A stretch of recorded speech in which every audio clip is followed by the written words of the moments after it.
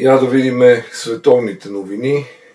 Човечеството успя да забрани концертите за 2 години и така победи COVID. Не може ли сега да забрани концертите пак за 2 години, за да победи терора? Исках да се изкажа за политика, но вместо това ви моля за вашето мнение.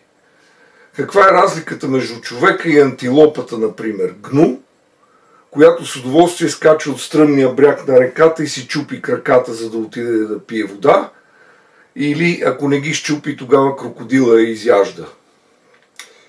Не е ли същия лукс да отидеш на концерт, за да бъдеш обгазен или застрелян с автомат Калашников от някакви таджикски ислямисти, говорещи руски с украински акцент? Отговорете ми. Докато ми отговорите, аз ще си отворя една биричка.